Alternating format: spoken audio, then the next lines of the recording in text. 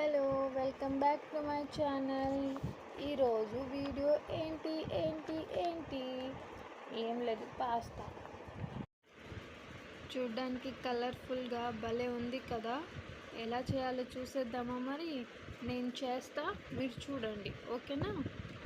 First అయితే పెద్ద గిన్నెలో వాటర్ పోసి గ్యాస్ మీద పెట్టేసుకోవాలి.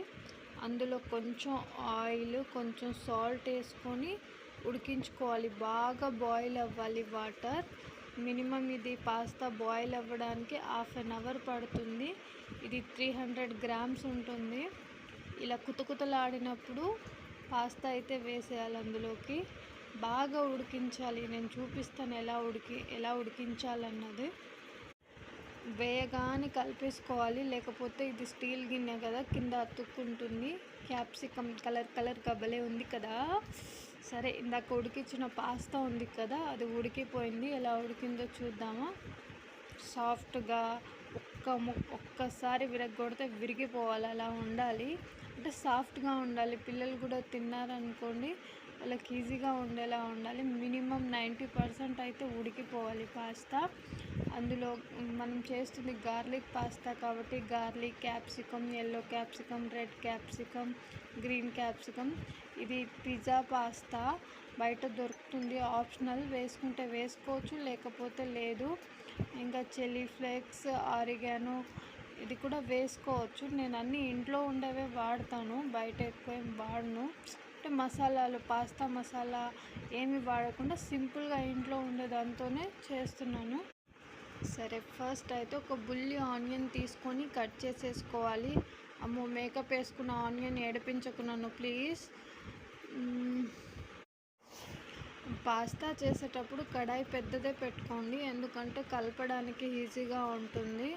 లేకపోతే చిన్న కడాయి ఉందనుకోండి, పాస్తా కలిపేటప్పుడు ఇరిగిపోవడము అలాంటివి జరుగుతూ ఉంటాయి. సో నెక్స్ట్ ప్రాసెస్ ఏంటో చెప్తాను చూడండి. కడాయి హీట్ అయ్యాక అందులో కొంచెం ఆయిల్ వేసుకోండి. ఆయిల్ తక్కువ వాడండి, లేకపోతే లావ్ అయిపోతారు. ఆయిల్ జాగ్రత్తగా వాడండి వంటలలో. చలో, ఆయిల్ హీట్ అయ్యేలోపు మనం గార్లిక్ అయితే కట్ చేసుకుందాం. గార్లిక్ ఎక్కువ క్వాంటిటీ తీసుకోవాలి, ఎందుకంటే మనం చేసేది గార్లిక్ పాస్తా కాబట్టి. గార్లిక్ స్మెల్ ఉంటుంది ఆయిల్లో, మామూలుగా ఉండదు. నాకు చాలా ఇష్టం గార్లిక్.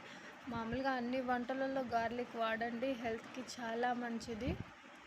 చలో వేసేద్దామా. ఆయిల్ హీట్ అయింది, వేసేసా. ఈ వంట చేసుకుంటూ వీడియో షూట్ చేయడం అంటే చాలా కష్టం. ఏదో టకటగా చేసుకోవడం అలవాటు, కానీ ఇలా షూట్ చేసుకోవడం పెద్దగా అలవాటు లేదు. అటు తిప్పి ఇటు తిప్పి నా ప్రయత్నం ఏదో చేస్తున్నా. గార్లిక్ కొంచెం బ్రౌనిష్గా అయినప్పుడు ఆనియన్ వేసుకోండి, టకటక కలిపేసుకోండి. ఇంకేంటి సంగతులు? సరే, నెక్స్ట్ గ్రీన్ క్యాప్సికమ్ అయితే కట్ చేసుకుంటున్నా. అంత అవసరం లేదు, కొంచెం ఉంటే చాలు, ఎందుకంటే నేను తక్కువే చేస్తున్నాను కాబట్టి. నాకు అన్నీ కట్ చేసుకొని దగ్గర పెట్టుకొని చేసుకోవడం అస్సలు అలవాటు ఉండదు. ఒకటొకటి చేస్తూ ఉంటే ఇంకొకటి అయిపోవాలి, మళ్ళీ కట్ చేసుకోవడానికి టైం వేస్ట్, వండుకోవడానికి టైం వేస్ట్. అంత టైం వేస్ట్ నేను చేయలేను. అక్కడ ఆనియన్ వేగే లోపల ఇక్కడ వెజిటేబుల్ కటింగ్ అయిపోతుంది. టైం సేవ్ చేసుకోవడం నేర్చుకోండి నాలాగా. దీన్ని సెల్ఫ్ డబ్బా అంటారేమో, ఏమో అలా అలవాటు నాకు. మధ్యలో కలుపుతుండండి, లేకపోతే మాడిపోతుంది.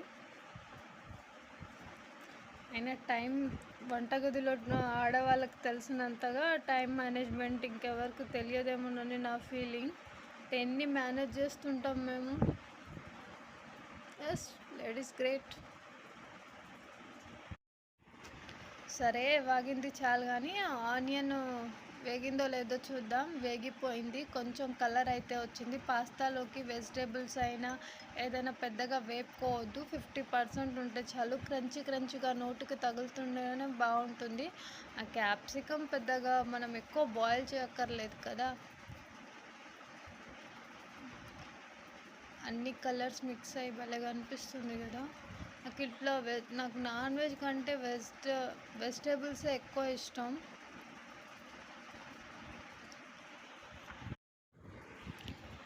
క్యాప్సికమ్ వేసిన తర్వాత హై ఫ్లేమ్లో పెట్టుకొని వేపుకోండి, ఎందుకంటే అది వాటర్ వదలకుండా మెత్తగా అవ్వకుండా ఉంటుంది.